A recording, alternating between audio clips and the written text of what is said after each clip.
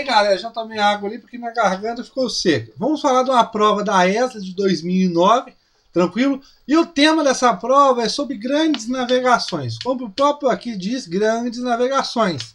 Vou explicar para vocês tudo certinho. Essa questão era a número 25 dessa prova da ESA de 2009, tranquilo?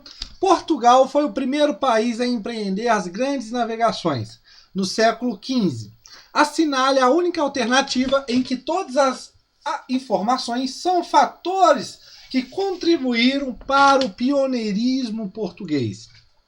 Mas primeiramente, pessoal, eu tenho que falar para você o que é essa tal de grandes navegações. As grandes navegações, pessoal, vão começar a ocorrer a partir do século XV, né, aonde os estados nacionais começam a ser formados, ou seja, países, né, nesse caso, começam a centralizar o poder na mão de uma pessoa. Quem é essa pessoa? O rei. Por quê? Lembrando que nós estamos saindo agora para a Idade Moderna. A Idade Média, com o feudalismo, ficou para trás. Então, com a crise do feudalismo, junto com o renascimento do comércio, com o renascimento urbano e as crises que aconteceram para levar ao fim do feudalismo, vai levar justamente depois a essa centralização de poder. Tranquilo, pessoal? Essa centralização de poder, pessoal, ela se dá, nesse caso, numa aliança entre reis, nobres e burguesia, né? Aonde na burguesia você observa que ela necessita cada vez mais de expandir o seu comércio, porque lá atrás, com o renascimento do comércio, quando volta às trocas monetárias, lembrando que na Idade Média não é o sumiço das trocas monetárias, o comércio não some, né? O dinheiro não some, só que essas intensidades elas diminuem durante a Idade Média. A partir do renascimento comercial, com a ideia do excedente vai acumulando, esse excedente pode ser comercializado e, consequentemente, as cidades, os burgos, começam a ter prestígio mais do que a zona rural, né? No caso do feudo. Tranquilo, pessoal? E o que nós observamos? O problema é que cada feudo tinha um determinado imposto, uma determinada taxação. Então isso atrapalhava em muito os burgueses. Óbvio que nesse caso é melhor você ter uma única taxa a ser cobrada por uma única pessoa do que você pagar várias taxas para onde você passar. Então essa burguesia vai apoiar esse rei, né, nesse intuito também dessas taxações agora em serem cobradas por uma única pessoa e também no caso das leis e entre outras coisas e tudo mais. Então essa burguesia vai começar a financiar esses reis. Os nobres, né? Os nobres também é vantajoso por causa, vindo das cruzadas, estão bem precários, né? Estão capengando, e eles necessitam de ter um apoio de uma pessoa, né? Aonde eles vão se apoiar, vão receber alguns privilégios, vão receber algumas regalias em troca de favores com os reis. Tranquilo, pessoal? Então eles ficam mais ou menos dependentes por causa desses privilégios concedidos. Tranquilo?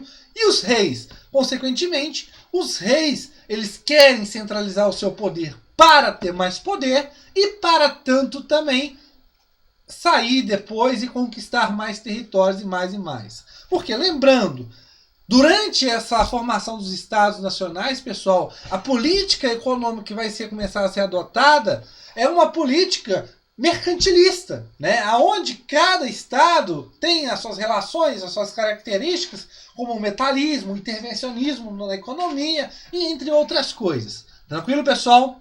As grandes navegações, elas necessitam dessas pessoas e essas pessoas querem que esse poder comece a ser centralizado.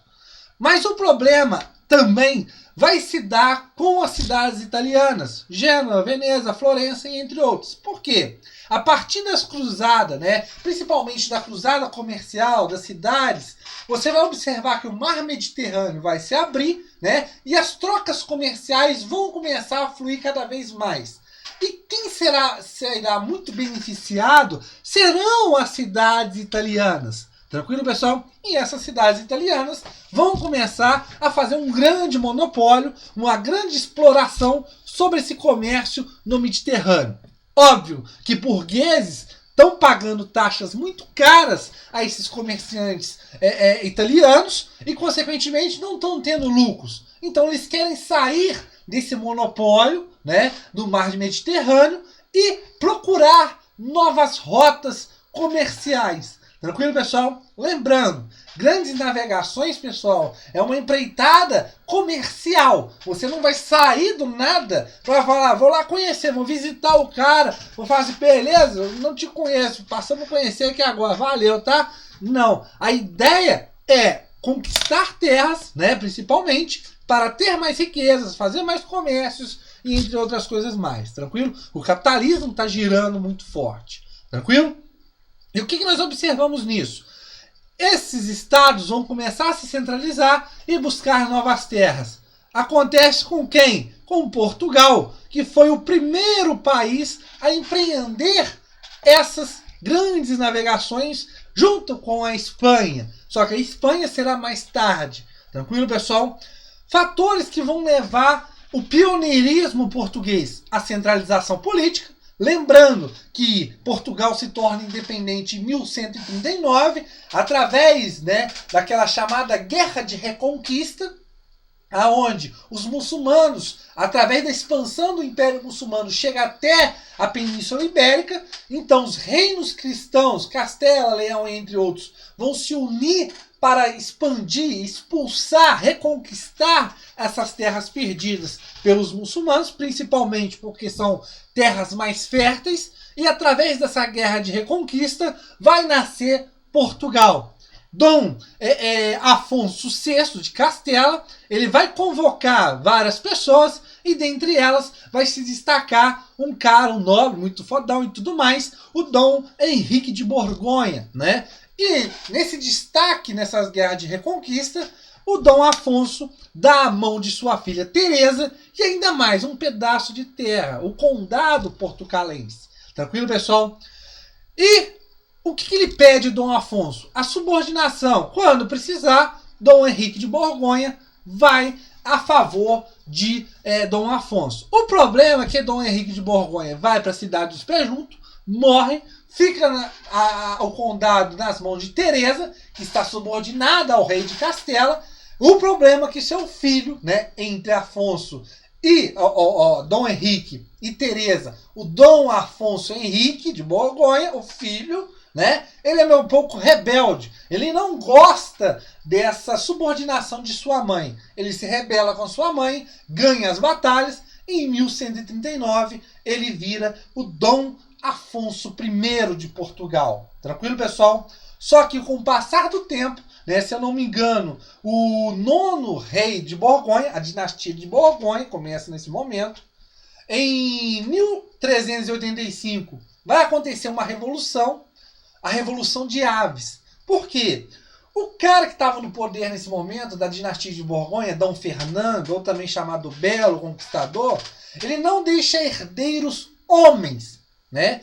O que ele deixa é uma mulher, uma filha, Beatriz.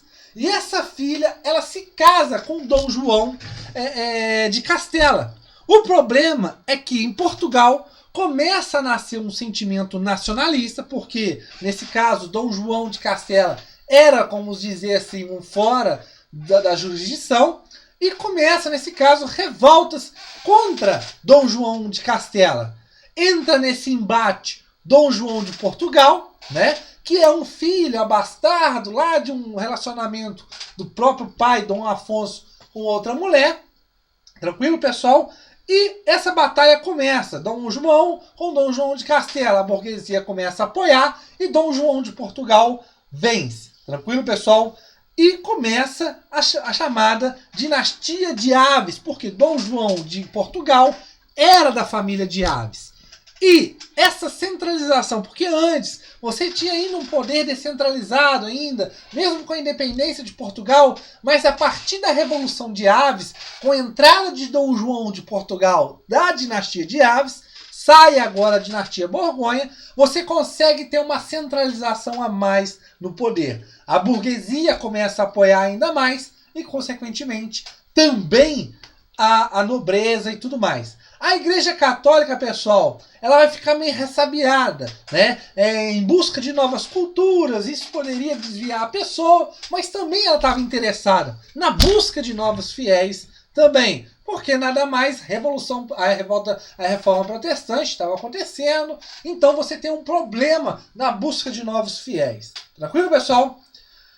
Outra coisa interessante, muito interessante, essa centralização do poder vai ajudar muito Portugal, né, nesse pioneirismo das grandes navegações, buscando novas rotas para sair do comércio monopolizado do italiano, né? Então ela começa a contornar o continente africano. Beleza. Outra consequência também que vai ajudar Portugal é a ideia da sua localização geográfica. Portugal, pessoal, tinha muito um comércio, né, a vida marítima, né, a pessoa se localizava muito no litoral, principalmente com a base na pesca do bacalhau. Então eles tinham um conhecimento náutico, estavam ali de frente para o mar e já sabiam mais ou menos o que fazer. Tranquilo? E ainda mais isso vai ser mais aperfeiçoado através da escola de Sagres, né, que vai ser ali uma aula, né, uma aprendizagem, que vai vir pessoas de todo mundo para ensinar e tudo mais, navegar. Você vai ter inovações como o astrolábios, o uso da bússola, entre outras coisas mais. Tranquilo? Outra coisa interessante, muito importante para você, é a ideia da ausência de guerras. Portugal, pessoal, quando se centraliza, ele consegue sair para as grandes navegações, principalmente porque ele não estava tendo conflitos internos. Ah, mas Inglaterra vai ser a poderosa e tudo mais? Sim, mas o problema é que nós temos que observar o quê? A Espanha sai tarde por causa de quê? A Espanha ainda lutava contra os muçulmanos na guerra de reconquista, então ela está com problemas. A Inglaterra e a França estavam numa guerra, a guerra de 100 anos. Depois disso ainda, a Inglaterra vai ter problemas com a Guerra das Duas Rosas, uma guerra interna. Então, se prejudica muito na saída dessas grandes navegações por não ter, vamos dizer assim, uma estabilidade interna. Beleza? Então, Portugal foi o primeiro país a empreender as grandes navegações. No século XV, assinale a única alternativa em que todas as informações são fatores que contribuíram para o pioneirismo português. Então ele quer saber os fatores que ajudaram para a saída de Portugal para as grandes navegações. Tranquilo, pessoal? Letra A escola de Sagres, beleza. A nobreza forte e autônoma? Não. A nobreza, pessoal, ainda ela tinha privilégio, ela dependia muito do rei. Então ela não tinha essa grande autonomia. A burguesia, sim. Tranquilo, pessoal? Forte e também tinha grande poder. O mercantilismo, intensas atualização da rota da seda. Não.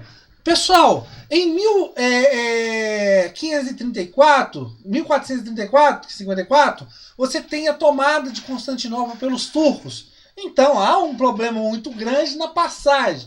Tranquilo, pessoal? A letra C é a correta, mas não vou falar. Beleza? Fortalecimento do feudalismo. Pessoal, acabei de falar que feudalismo se caracteriza por uma descentralização de poder. Se Portugal se centraliza, é porque o feudalismo está caindo cada vez mais. Tranquilo, pessoal? Posição geográfica favorável? Sim. Mas ele quer o quê? Todas as informações são fatores. A guerra contra a Espanha e a tomada de Constantinopla. A guerra contra a Espanha. Portugal não estava em guerra com ninguém. A Espanha que estava em guerra, principalmente aqui, no caso da reconquista ainda de territórios contra os muçulmanos. Letra C é a alternativa correta. Centralização administrativa, como eu falei, e ausência de guerras, diferente dos outros países. Beleza, pessoal? Espero que tenham gostado. Na nossa próxima aula voltaremos aí com mais uma resolução de exercício da ESA. Fácil, né, pessoal? Fácil que nem fazer miojo. Mas isso vai melhorar. Vai ter mais questões mais comentadas. Aqui, pessoal, essa questão foi uma aula top de linha sobre grandes navegações. Valeu. Espero que tenham gostado.